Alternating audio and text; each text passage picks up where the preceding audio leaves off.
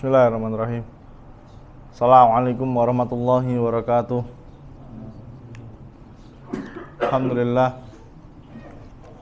hamdan katsiran thayyiban mubarakan fih kama yuhibbu rabbuna wa yarda.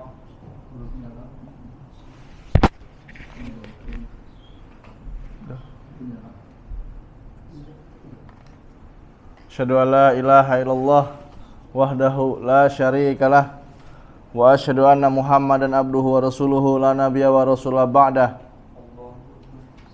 Qala Allah ta'ala fil Qur'anil Karim, ya ayyuhalladzina amanu taqullaha haqqa tuqatih wa la tamutunna illa wa antum muslimun. Wa qala azza wa jalla, ya ayyuhalladzina amanu taqullaha wal tanzur nafsum ma qaddamat lighad wattaqullaha innallaha khabirum bima ta'malun. Amma ba'du fa inna asdaqal hadits kitabullah wa khairal hadi Muhammadin sallallahu alaihi wasallam wa syarrul umuri muhdatsatuha fa inna kulla muhdatsatin bid'ah. Ikhwani fid din wa akhwati fillah, azanallahu wa iyyakum. Alhamdulillah, kita bersyukur kepada Allah Subhanahu wa taala dengan segala nikmat yang telah Allah Subhanahu wa taala berikan kepada kita, yang kita tidak mungkin mampu untuk menghitungnya. Dan nikmat yang paling besar yang kita rasakan adalah diutusnya Nabi Muhammad sallallahu alaihi wasallam. Karena melalui tangan beliaulah kita bisa merasakan nikmatnya beribadah berdasarkan ilmu yang sesuai dengan Al-Quran yang diturunkan oleh Allah Subhanahu wa taala. Dan itu adalah nikmat yang paling besar yang patut kita syukuri.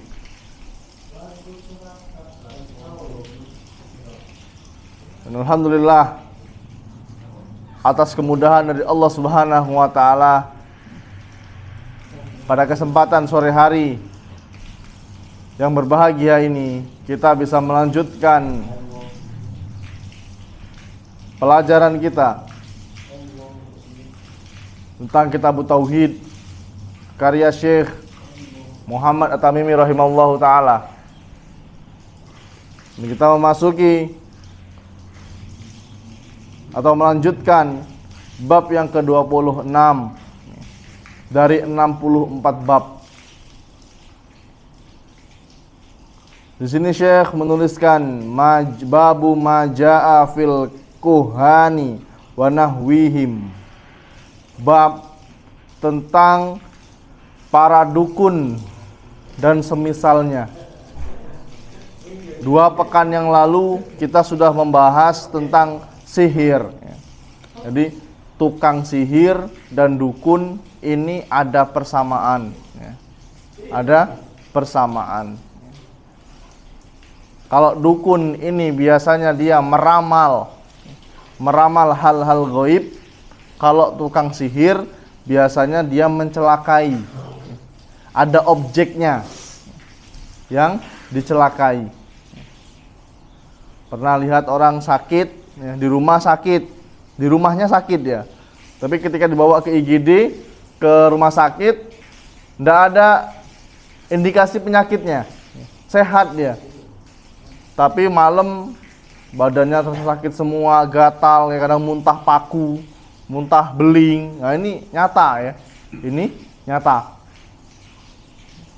Dan ini biasanya perbuatan tukang sihir. Sihir ini bisa mengakibatkan suami dan istri berantem, bahkan bisa bercerai. Waliyazubillah. Bisa membuat usaha atau bisnis seseorang ini bangkrut. Dia jualan, buka jualannya, Tapi ketika kita mau ke sana, tahu-tahu kok kayak tutup jualannya. Nah, ini biasanya kena sihir. Ini nyata ya. Ini nyata. Harus berhati-hati. Tapi ya harus koreksi juga. Kalau dagangannya kurang layak untuk dijual, jorok misalnya, terus nggak laku, terus bilang sama orang-orang bahwa tempat usahanya kena sihir, ya, ini kurang pas ya. Harus ada bukti yang otentik ya. Biasanya ada yang nyebar tanah dari kuburan ya, ada yang menggantung-gantungkan benda ya, yang membuat tempat usahanya ini nggak laku. Ini ada. Nah, kalau dukun ini dia mengetahui hal gaib. Padahal kita sepakat, seluruh kaum muslimin sepakat ya, tidak ada yang mengetahui hal gaib kecuali Allah. Jangankan tahun depan, 1 jam yang akan datang pun kita nggak tahu. 1 jam yang akan datang ini kita nggak tahu nih kita mau ngapain. Kita hanya bisa berencana ya. Kita hanya bisa berencana. Oh, 1 jam lagi nanti saya mau ke Marga Mulia. Oh, saya mau pulang ke rumah.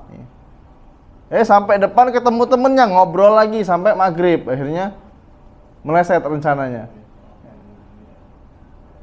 Ini manusia hanya bisa berencana, tidak Allah yang menentukan.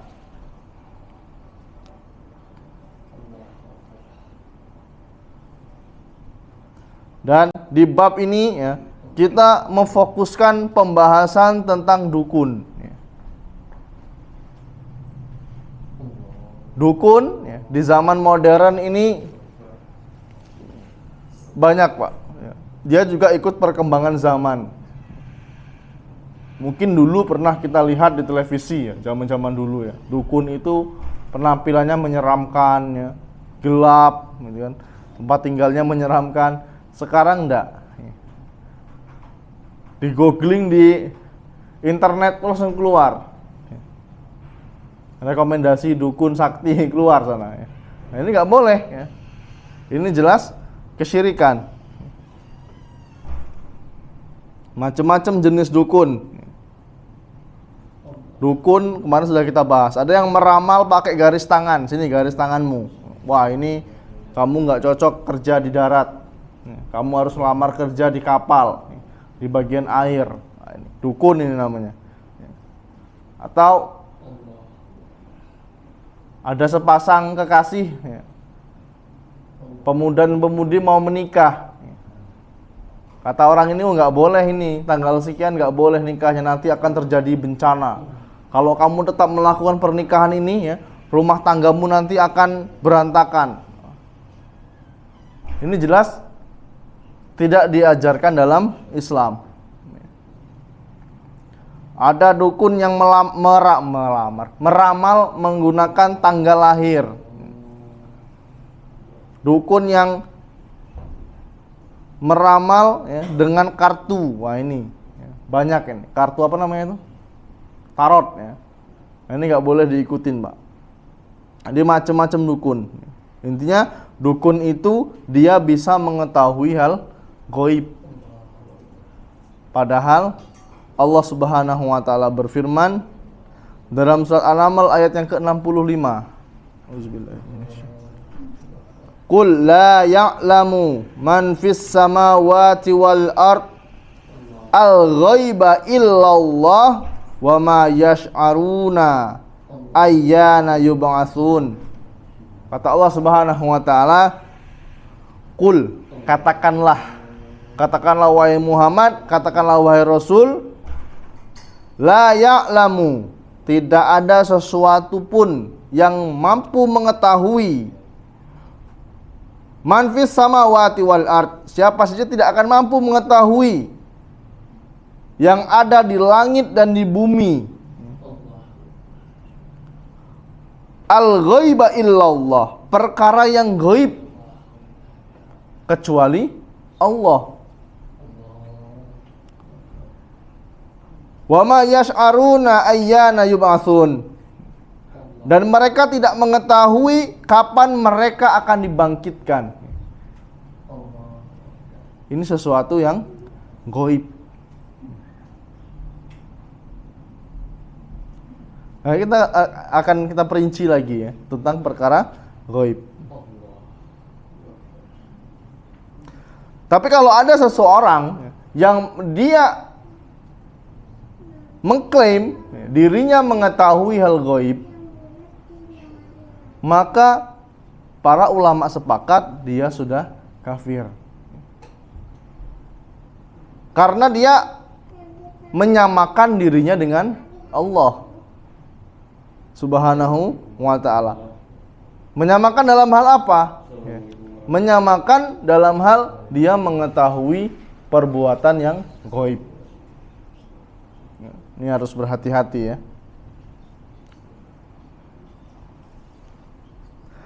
Dan kita akan perinci lagi. Ilmu gaib itu dibagi menjadi dua, Bapak Ibu yang dirahmati oleh Allah Subhanahu wa taala. Yang pertama, gaib mutlak. Apa ini gaib mutlak? Nah, ini gaib mutlak juga dibagi menjadi dua lagi. Gaib mutlak yang pertama hanya Allah Subhanahu wa taala yang mengetahui, dan tidak ada satu makhluk pun yang mampu mengetahui, bahkan sekelas Nabi Muhammad SAW. Dan yang dimaksud dengan ilmu gaib ya, atau gaib mutlak ini ya, yaitu tentang perkara hari kiamat. Tentang hari kiamat ini termasuk gaib mutlak. Tidak ada yang mengetahui, bahkan malaikat pun tidak mengetahui. Allah Subhanahu wa taala berfirman, "Yas'alunaka 'anis sa'ati ayyana mursaha, fima anta min zikraha, ila rabbika muntahaha." Mereka, kata Allah Subhanahu wa taala, mereka yang dimaksud ini adalah orang-orang kafir, bertanya kepadamu wahai Muhammad sallallahu alaihi wasallam tentang hari kiamat. Tentang hari kiamat, kapankah hari kiamat itu terjadi? Untuk apa engkau perlu menyebutkannya? Kepada Tuhanmu lah dikembalikan ketentuan waktunya, kata Allah Subhanahu wa taala.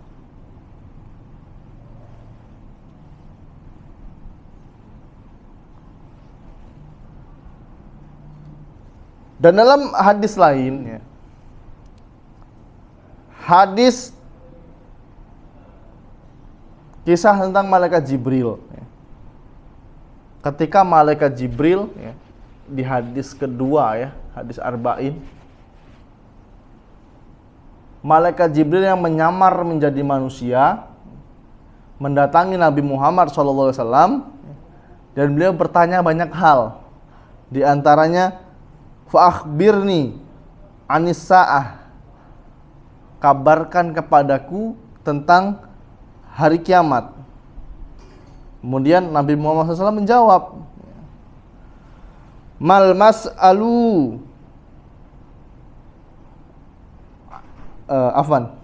Kemudian Nabi Muhammad SAW menjawab, "Al mas'ulu anha bi'a'lama minasail."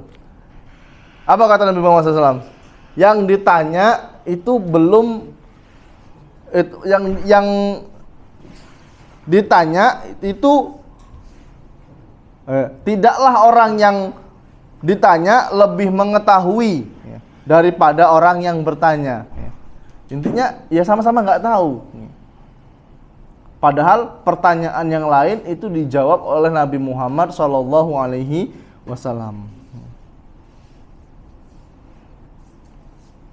Dan intinya Nabi Muhammad SAW dan malaikat Jibril, malaikat yang yang sangat dekat dengan Allah Subhanahu wa taala, dan nabi yang sangat dicintai oleh Allah Subhanahu wa taala, yang dosanya diampuni sebelum dan sesudah. Ini mereka tidak mengetahui kapan hari kiamat itu terjadi. Dan ini kalau manusia terbaik dan makhluk Allah yang paling dekat, yaitu malaikat Jibril alaihissalam tidak mengetahui, ya. Kemudian siapa lagi selain mereka yang mengetahui? Nggak mungkin ada yang mengetahui, ya. Ingat 2012 ingat nggak? Ada yang apa? Isu kiamat, ikhwah. Ibu-ibu kalau nggak salah, ya. Sampai ada filmnya ya, 2012. Sebelum film itu tayang, ya, ini dukunnya mati duluan ini. Ini tanda Allah nggak ridho. Allah nggak ridho, ikhwah. Tidak ada yang tidak mungkin, ya, ada yang mengetahui hari kiamat kecuali Allah Subhanahu wa taala. Ini ghaib apa tadi? Ghaib mutlak. Tapi ada ghaib mutlak, ya, yang diberitahukan sedikit, ya, kepada Rasulullah sallallahu alaihi wasallam, ya, dan malaikat Jibril alaihissalam. Ya. Allah Subhanahu wa taala berfirman, "Alimul ghaibi fala yudhiru ala ghaibihi ahadan illa man irtada min rasuli fa innahu yasluku min baini yadayhi wa min khalfihi rasadan." Dia mengetahui yang gaib, tetapi dia tidak memperlihatkan kepada siapapun tentang yang gaib itu kecuali kepada Rasul yang diridhoinya. Maka sesungguhnya dia mengadakan penjaga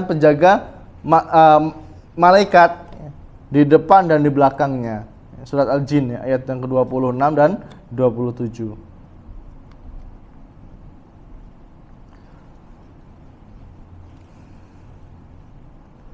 Tentang perkara gaib mutlak, para ulama menyebutkan, ya, bahwa ada lima perkara yang Allah Subhanahu wa taala kumpulkan, ya, dalam surat Luqman, firman Allah Subhanahu wa taala.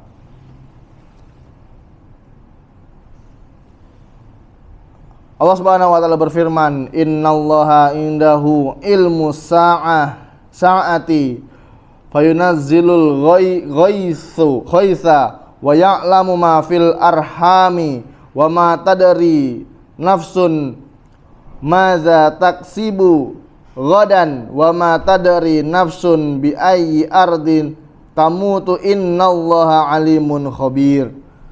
Sesungguhnya, kata Allah Subhanahu wa taala, hanya di sisi Allah ilmu tentang hari kiamat, dan Dia yang menurunkan hujan dan mengetahui apa yang ada di dalam rahim, dan tidak ada seorang pun yang dapat mengetahui dengan pasti apa yang dikerjakannya besok, dan tidak ada seorang pun yang dapat mengetahui di bumi ini di mana dia nanti akan mati. Innallaha alimul khabir.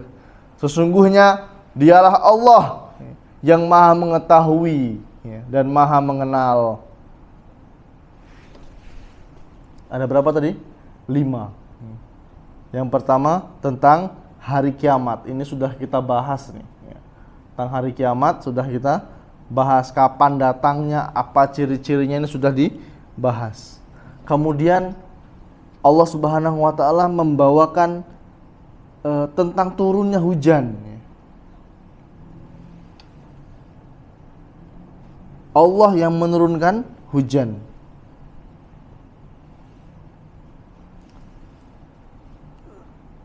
Sudah kita ketahui bahwa ilmu tentang hari kiamat, ya, tidak ada yang mengetahui. Begitu juga dengan perkara turunnya hujan. Ya, kita manusia hanya bisa tahu tentang perkiraan turunnya hujan. Betul? Kita hanya mengetahui perkiraan cuacanya aja, tapi pasti atau endaknya kita nggak tahu. Di HP antum ada nggak yang keluar aplikasi alternatif linggau hujan dengan cuaca berapa derajat gitu, tapi buktinya nggak hujan, ya. Linggau aja luas sih, bayangkan, Lubuk Linggau ini luas. Kadang di Lubuk Linggau Utara hujan, di Lubuk Linggau Barat enggak hujan. Kadang beda kecamatannya enggak hujan. Beda kelurahannya kadang-kadang enggak hujan. Ini kita tidak ada yang mengetahui secara pasti kapan turunnya hujan.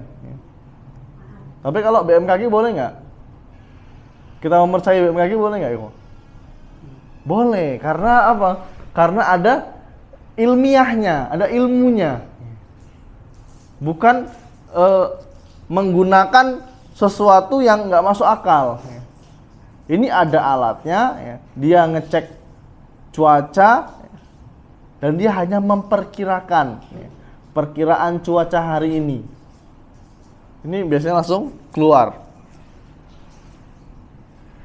Karena turunnya hujan itu adalah perkara yang gaib.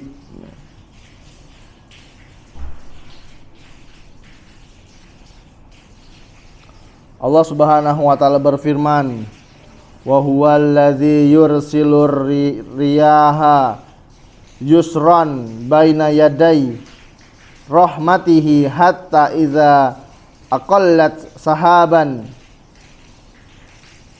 thiqalan suknahu libadaladi mayyiti fa anzalna bihil ma'a fa akhrajna bihi min kulli tamarati kadzalika nukhrijul mauta la'allakum tazakkarun."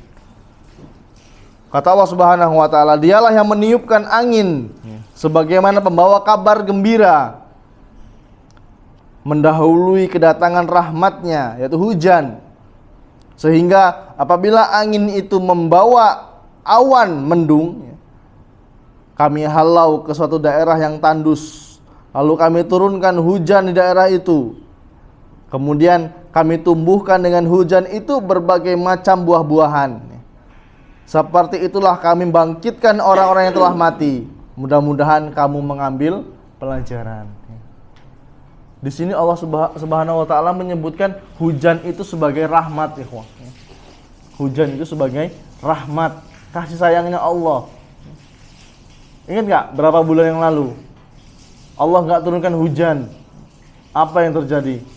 Panasnya, subhanallah.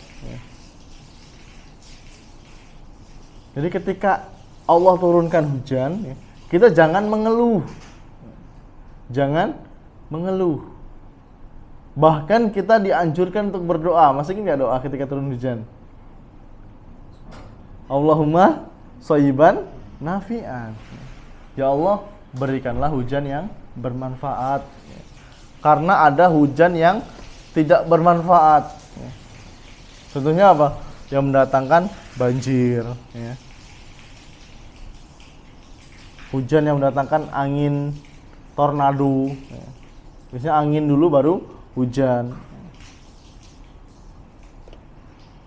Karena saat ini pun ada saudara-saudara kita kaum muslimin yang tertimpa bencana musibah banjir, ya. Masih ada di beberapa daerah yang kena musibah banjir, ya.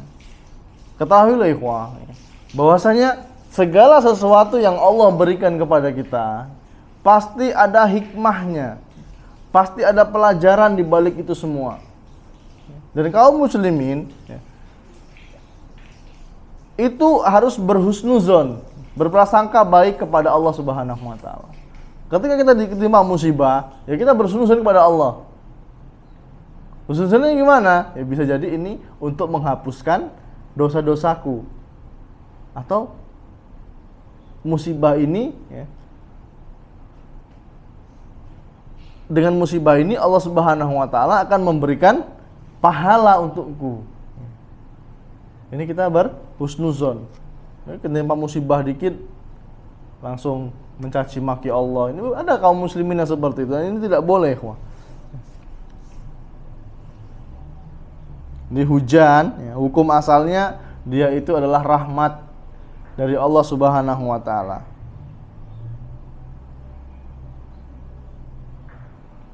Dan di sini surat Al-A'raf ayat 57 ini Allah Subhanahu wa taala menyebutkan hujan itu bisa diketahui dengan tanda-tanda, di antaranya angin dan awan yang mendung. Walaupun mendung tak berarti hujan, tapi ini adalah tanda-tanda datangnya hujan.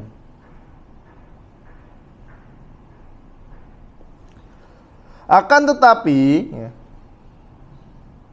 perkara turunnya hujan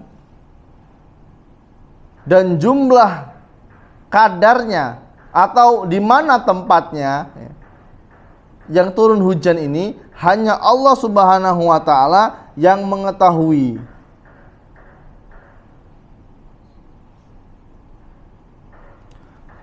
Dan di sini sudah Allah Subhanahu wa taala sebutkan ya, dalam surat Al-Hijr ayat yang ke-21. Wa in man syai'in illa indana ghazainuhu wa ma nunazziluhu illa biqadarin ma'lumi. Tidak ada sesuatu pun melainkan pada sisi kamilah khazanahnya. Kami tidak menurunkan hujan melainkan dengan ukuran tertentu. Antum bayangkan,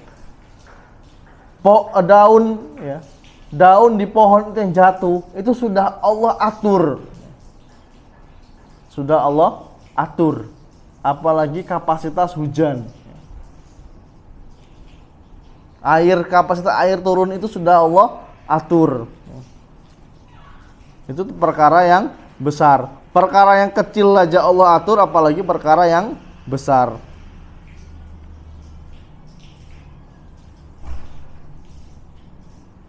Tadi sudah kita jelaskan. Mungkin seseorang mengetahui kota kita Lubuk Linggau hari ini hujan, tapi kita nggak tahu pasti di mana turunnya hujan. Berapa kadar airnya, jam berapa, kita nggak akan tahu.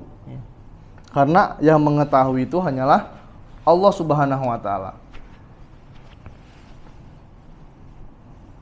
Pakai ilmu apapun tidak akan bisa mengetahui.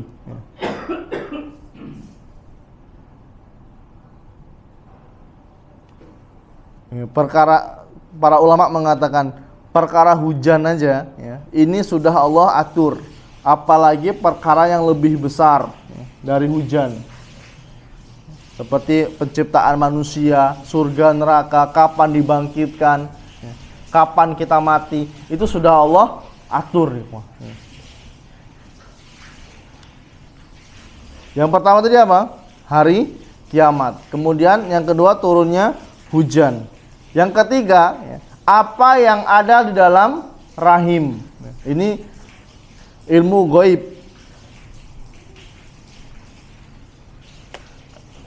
Bismillah.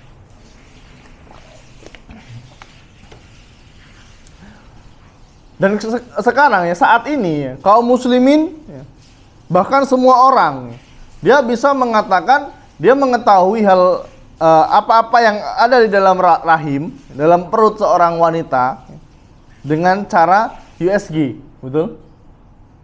Apalagi di rumah sakit kita ini USG-nya sudah sangat canggih ya, 5 dimensi kalau nggak salah. Atau udah upgrade lagi? Belum ya? Di 5 dimensi udah canggih banget ini. Dia bisa mengetahui di janin ini laki-laki atau perempuan.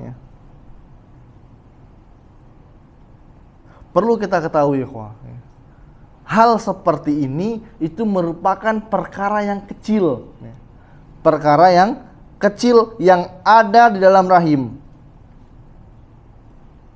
Bahkan untuk mengetahui jenis janin ini laki-laki atau perempuan itu membutuhkan proses.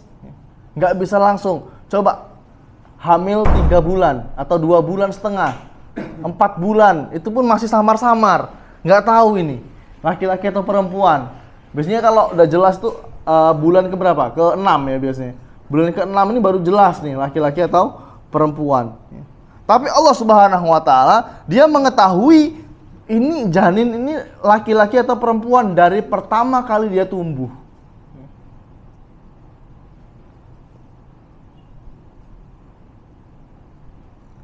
Dan USG juga banyak yang meleset, ikhwah. Banyak yang meleset. Hukum asal menggunakan USG halal ya, boleh, monggo silahkan. Mubah silahkan. Di USG berapa kali misalnya? Dia tiap bulan mau USG berarti 9 kali USG. Atau 8 kali USG. Perempuan terus. Pas lahiran ternyata laki-laki. Banyak nggak seperti itu? Banyak ya.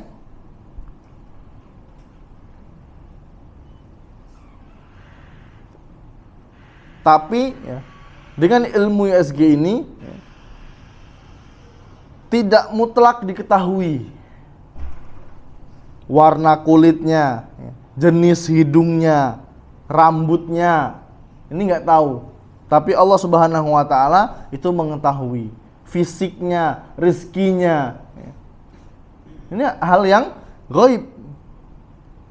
Dan perkara-perkara seperti ini tidak akan diketahui oleh manusia ya, kecuali ya, ini adalah rahasia Allah Subhanahu wa Ta'ala. Untuk rizki ya, dari dalam janin aja udah Allah kasih kok. Bayi dalam perut itu dia nggak bekerja, dia tidak mencari nafkah, tapi Allah kasih rezeki dia melalui siapa? Ibunya. Ibunya tidak bekerja di luar, dia bekerja di rumah, fokus ngurus rumah, tapi masih bisa melahirkan. Ini bukti bahwa Allah yang ngasih rezeki. Jadi jangan khawatir dengan rezekinya anak. Rezeki anak tidak akan mengganggu rezeki kita. Justru biasanya nambah anak, nambah rezeki. Kemudian perkara yang gaib yang ada dalam surah Al-Imran tadi, tidak ada yang mengetahui apa yang akan terjadi besok. Mungkin ada orang yang mengatakan, saya tahu besok saya akan melakukan ini dan itu. Saya mau ke sana, saya mau ke sini. Tapi tadi sudah kita jelaskan, kadang meleset. Atau contohnya, seseorang dia mengatakan dia tahu besok saya akan menerima gaji 10 juta misalnya. Gajian 10 juta. Ya, betul dia menerima gaji 10 juta. Tapi Allah Subhanahu wa Ta'ala tidak menggambarkan atau tidak mengatakan perkara gaib itu hanya masalah rezeki. Oke, dia betul menerima ini 10 juta. Wah, besok saya akan gajian 10 juta, Mas. Kan besok perkara gaib, ya kan? Besok perkara gaib. Tapi kok dia tahu? Itu hanya hal yang kecil. Allah Subhanahu wa Ta'ala tidak hanya mengatakan tentang gaji saja, tapi perkara yang lain. Banyak ya, 24 jam. Tidak ada yang mengetahui.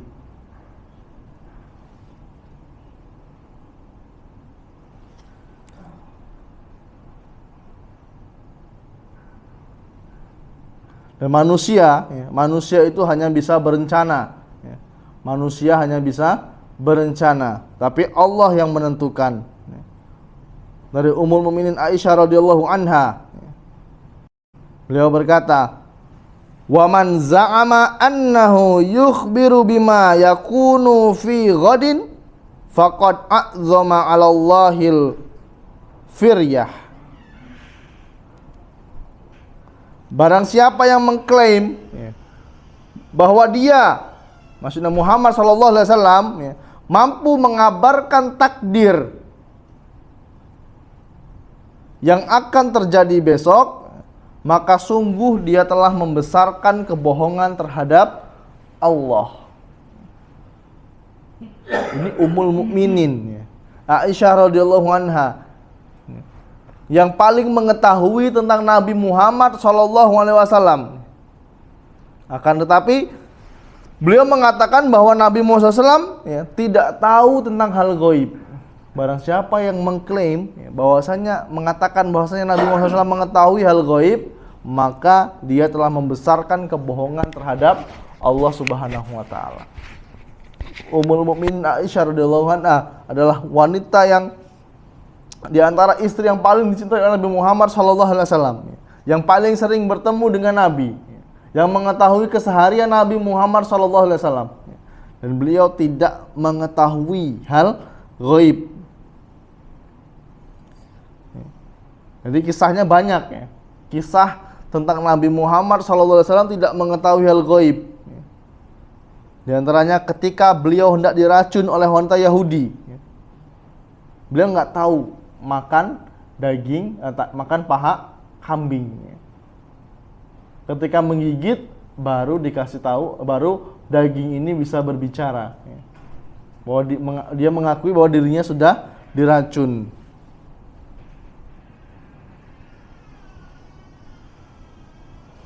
Ini menunjukkan bahwa Nabi Muhammad SAW tidak mengetahui hal gaib. Kalau Nabi Muhammad SAW mengetahui hal gaib, pasti dia dari awal tidak mau makan. Bahkan nabi-nabi yang lain itu tidak mengetahui tentang perkara gaib. Kemudian kisah Nabi Muhammad SAW yang tidak tahu tentang Ummul Mukminin Aisyah radhiyallahu anha yang dituduh berzina. Lama ini, kisah ini lama terjadi. Nabi Muhammad SAW tidak mengetahui ini benar apa enggak, masih ragu. Sampai turunlah firman dari Allah Subhanahu wa taala bahwa Ummul Mukminin Aisyah radhiyallahu anha itu tidak berzina. Jangankan masa depan nih, masa sekarang pun di masa Nabi Muhammad SAW beliau tidak mengetahui.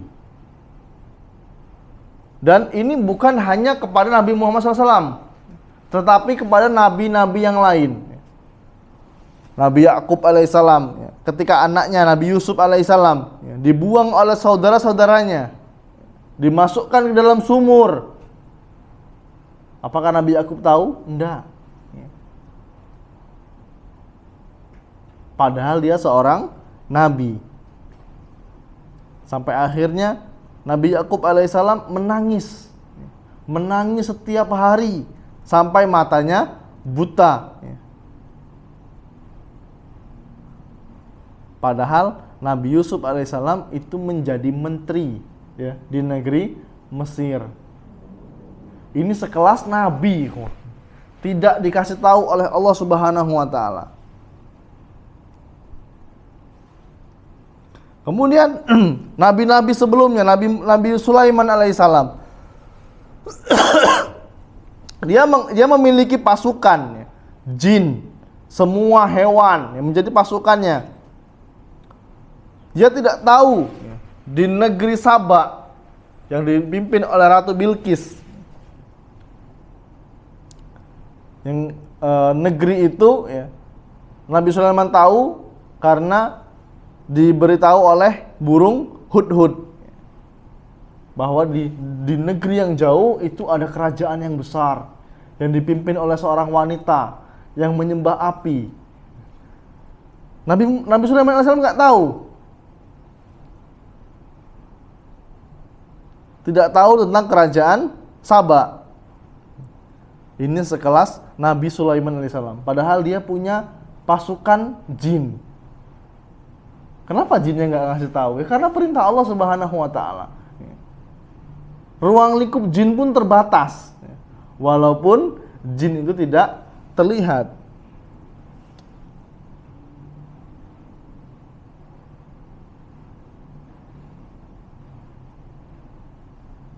Kemudian gaib yang disebutkan oleh Allah Subhanahu wa taala di surat Al-Imran tadi, tidak ada yang mengetahui di mana, di bumi mana kita akan mati.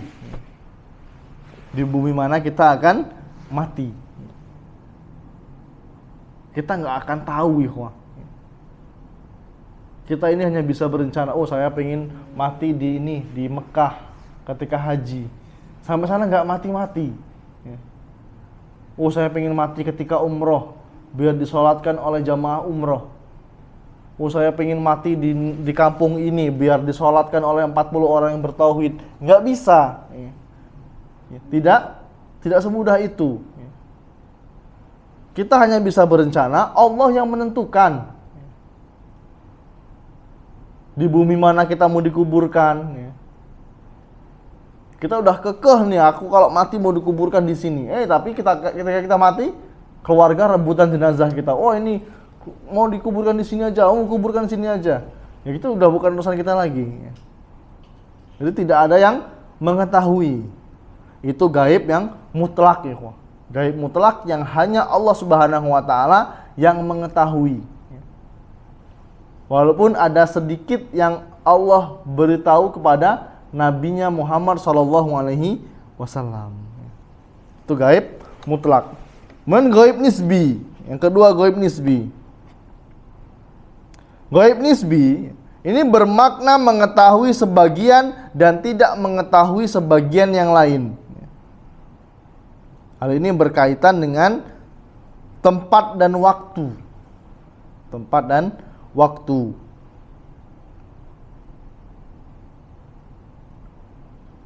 Contohnya, contoh dalam tempat misalnya. Ada seseorang, dia tahu tentang suatu tempat yang orang lain tidak tahu tentang tempat tersebut. Maka orang yang tidak tahu ya, akan tempat tersebut menjadi ghaib baginya. Misalnya Abu Ammar, dia tahu tentang daerah Sumber Harta misalnya. Saya nggak tahu. Hal itu menjadi ghaib untuk saya. Kalau saya mengatakan, oh bukan saya lah, orang lain mengatakan dia nggak tahu tentang perkara tentang tempat tersebut, tapi dia mengatakan mengklaim dirinya tahu, maka dia sudah berdusta. Kalau benar apa yang dia ucapkan, itu biasanya dibantu oleh dukun, dibantu oleh jin.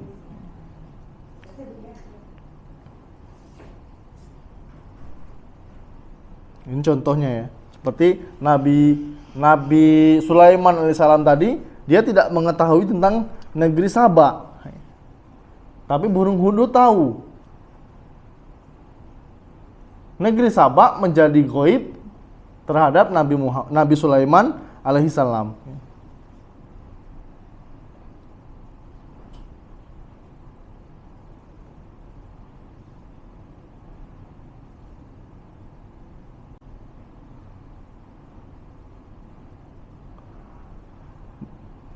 Dan ghaib nisbi yang berkaitan dengan masa depan. Contohnya adalah berkaitan dengan alam kubur. Bagi kita, alam kubur inilah perkara yang ghaib. Akan tetapi bagi orang yang telah meninggal, tidak lagi menjadi hal ghaib. Bisa dipahami ya? Kita nggak tahu suasana di alam kubur seperti apa. Tapi orang yang dikubur, dia tahu, dia merasakan. Rasanya bertemu malaikat seperti apa. Mungkin sebagian saudara-saudara kita ketika mengantarkan jenazah ke kuburan, mereka bisa sambil tertawa-tawa, menghilangkan adab-adab di kuburan, sambil ngobrol, sambil merokok, sambil ketawa, nginjek-injek kuburan. Padahal di dalam sana sedang terjadi perkara yang besar. Dan ini menjadi perkara yang ghaib. Dan perkara ghaib nisbi ini, seseorang bisa mengetahui dengan cara yang tertentu. Di antaranya adalah dengan berita, bertanya, dan lainnya. Tapi ada juga ghaib nisbi yang seseorang tidak tahu sama sekali. kecuali orang yang mengalaminya, yaitu ketika berada di alam barzakh.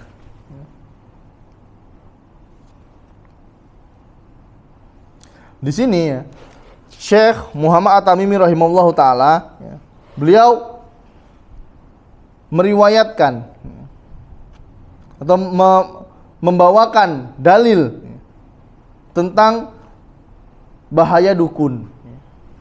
Tentang bahaya dukun. Hadis ini dibawakan oleh Sahih Muslim. Nabi Muhammad SAW beliau pernah bersabda, "Man ata arrafan fasa'alahu an syai'in fasaddaqahu lam tuqbal lahu salatun arba'ina yauman." Barang siapa yang mendatangi dukun atau tukang ramal, lalu dia menanyakan kepadanya tentang sesuatu, lalu dia membenarkan, maka lam tuqbal, maka tidak akan diterima. Lam tuqbal lahu, tidak akan diterima darinya salatun arba'ina yauman, salatnya selama 40 hari.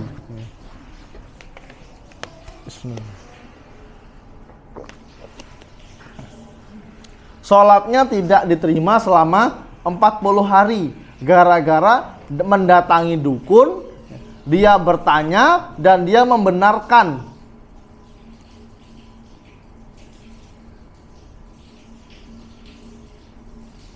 Dalam riwayat lain ya, dari sahabat yang mulia Abu Hurairah radhiyallahu anhu, bahwa Nabi Muhammad SAW beliau pernah bersabda, "Man ataka hinan fasaddaqahu bima yaqulu faqad kafara bima anzala ala Muhammadin sallallahu alaihi wasallam." Barang siapa yang mendatangi seorang dukun dan dia membenarkan apa yang diucapkan, maka dia telah kafir terhadap apa yang diturunkan oleh Muhammad sallallahu alaihi wasallam.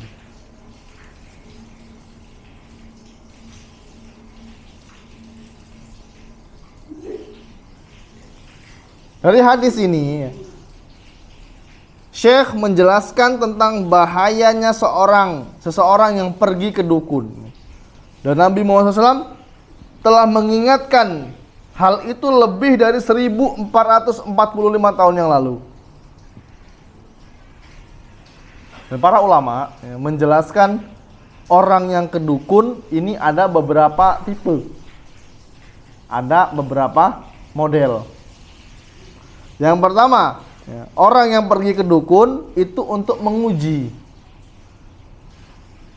Dia mengingkari atau dia mengungkap kebohongannya. Dan ini perkara yang bagus.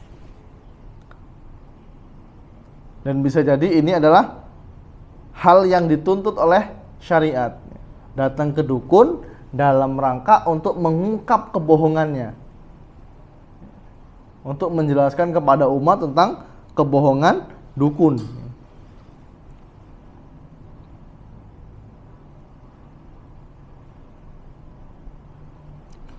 Karena hal ini pernah dilakukan oleh Nabi Muhammad SAW, yaitu ketika beliau sallallahu alaihi wasallam mendatangi Ibnu Sayyad. Siapa Ibnu Sayyad? Seseorang yang diklaim itu mirip dengan Dajjal, dan dia orang yang hebat. Dia bisa meramal, Ibnu Sayyad ini. Oleh karena ini Nabi Muhammad SAW mendatanginya untuk mengetes. Kemudian Nabi Muhammad SAW beliau bersabda, "Inni qad khoba'tu laka khobi'an." Faqala Ibnu Sayyad, sesungguhnya aku menyembunyikan sesuatu untuk engkau tebak. Maka Ibnu Sayyad berkata, "Waddukhun." Itu adalah ad-dukh, asap. Faqala Rasulullah sallallahu alaihi wasallam, beliau mengatakan,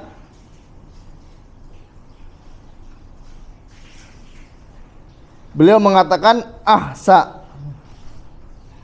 tetaplah di tempatmu, falan ta'du qad arraka, tetaplah di tempatmu karena sesungguhnya engkau telah melampaui kemampuanmu. Ini Ibnu Sayyad ngawur. Nabi Muhammad SAW mendatanginya dalam rangka untuk mengetes. Dia menyembunyikan sesuatu, kalau bisa kamu tebak apa yang saya bawa.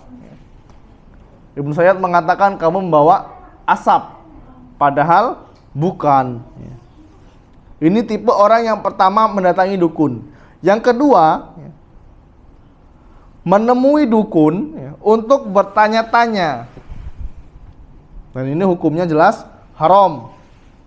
Dan orang yang seperti ini, ya modelnya seperti ini, tidak akan diterima sholatnya selama 40 hari.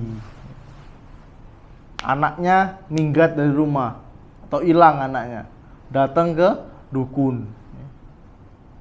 Bah, tolong bah, anak saya hilang, udah 2 hari. Oh, anakmu ini sedang disekap oleh makhluk astral di suatu tempat yang kamu datang ke sana harus bawa ini. Padahal anaknya kemana? Ke warnet. Ini bisa jadi ya. Anaknya ke rumah mbahnya kabur, tapi mendatangi dukun. Dan orang model seperti ini sholatnya tidak akan diterima. Kemudian tipe orang yang mendatangi dukun yang ketiga, dia menemui dukun untuk membenarkannya. Ini hukum asalnya juga haram dan bahkan lebih berbahaya.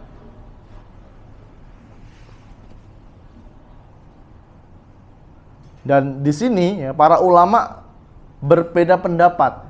Apakah orang yang membenarkan ucapan dukun ini kafir atau tidak?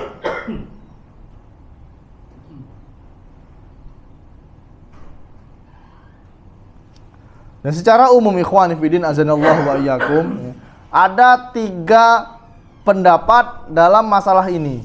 Ketika seseorang itu membenarkan perkataan dukun, ini ada 3 pendapat.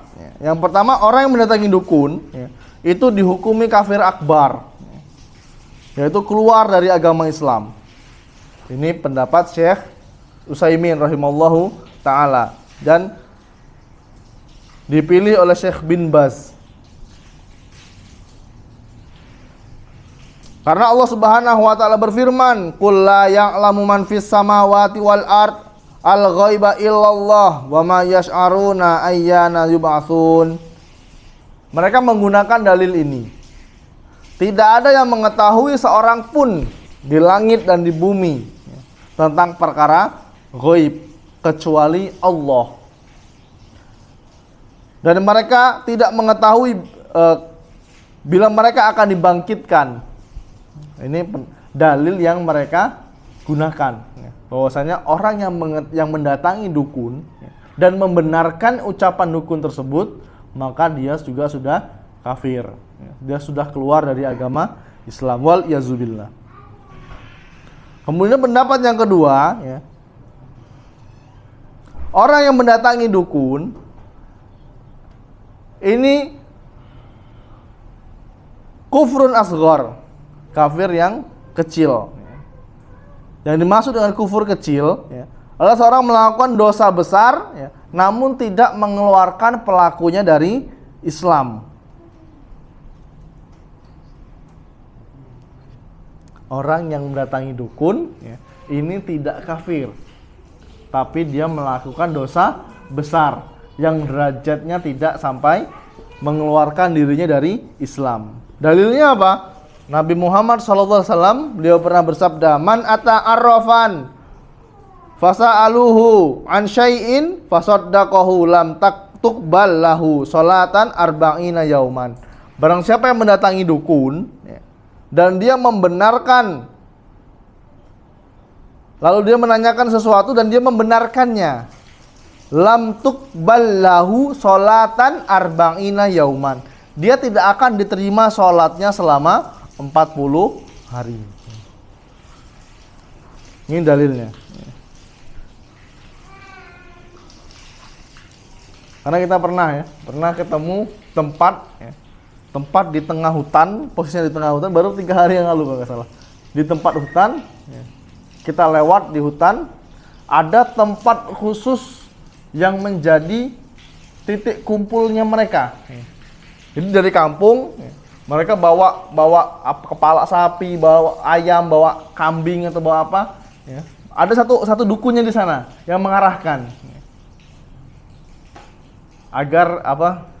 Dia minta agar usahanya lancar, agar hasil kebunnya melimpah. Mereka membuat tempat di situ dan diarahkan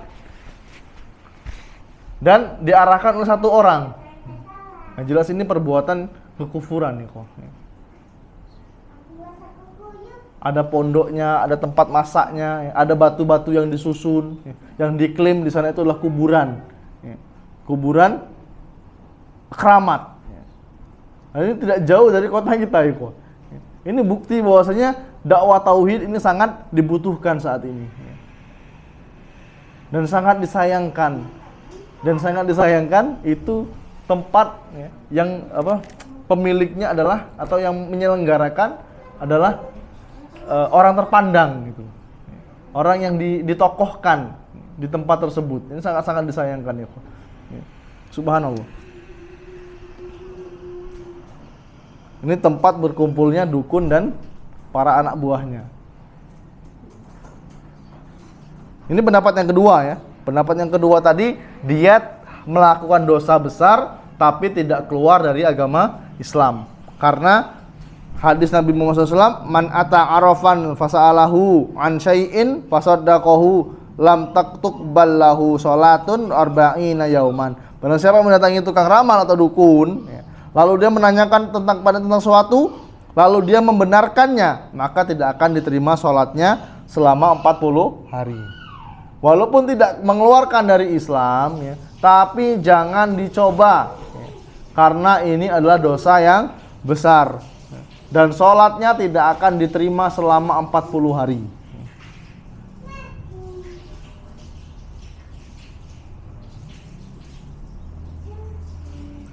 Kenapa para ulama mengambil pendapat ini? Karena ada hadis yang serupa. Nabi Muhammad SAW beliau pernah bersabda, man syaribal khamra lam tuqbal lahu sholatun arba'ina sobahan. Barang siapa meminum khamar, meminum minuman keras, maka tidak akan diterima sholatnya selama 40 hari. Nah, pendapat yang kedua ini ikhwan, bahwa jika seandainya seseorang itu mendatangi dukun dan dia membenarkannya, maka dia kafir.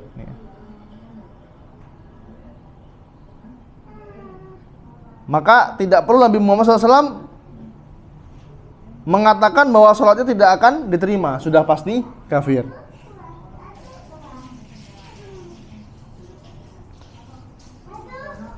Akan tetapi Nabi Muhammad SAW beliau mengatakan barang siapa yang mendatangi dukun dan dia bertanya sesuatu dan dia membenarkannya, maka tidak akan diterima sholatnya selama 40 hari. Tapi jangan mentang-mentang karena sholatnya tidak terima, dia tidak mau sholat. Dia wajib sholat. Dia tetap wajib sholat. Karena dia belum kafir. Bisa dipahami ya? Nanti kalau ada orang yang kasusnya pas seperti ini, wah kamu mendatangi dukun nih, kamu tidak diterima sholatnya 40 hari. Jangan dibilang, kamu ya udah kamu nggak usah sholat kamu. Bukan seperti itu ya. Dia tetap berkewajiban untuk sholat karena dia masih muslim. Pendapat yang ketiga atau pendapat yang terakhir, orang yang mendatangi dukun dan dia tawakuf, maksudnya adalah dia tidak jelaskan apakah orang tersebut kafir besar atau kafir kecil. Karena dia hanya mengikuti apa yang dikatakan oleh Nabi Muhammad sallallahu alaihi wasallam. Karena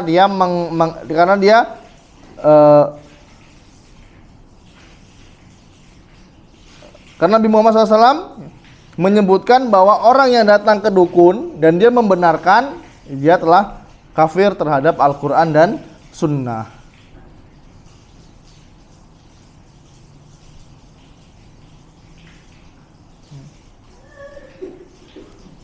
Wallahu a'lam bishawab. Mungkin hanya itu dapat saya sampaikan. Insyaallah masih kita lanjutkan bab yang ke-26 ini tentang dukun dan sejenisnya. Jika ada kesalahan itu datangnya dari saya pribadi dan bisikan syaitan yang terkutuk. Apabila ada kebenaran itu murni dari Allah Subhanahu wa taala dan Nabi Muhammad sallallahu alaihi wasallam. Allah dan Rasulnya terbebas dari kesalahan tersebut. Kami akhiri dengan doa kafaratul majelis. Subhanakallahumma bihamdika asyhadu alla ilaha illa anta astaghfiruka wa atubu ilaik. Assalamualaikum warahmatullahi wabarakatuh.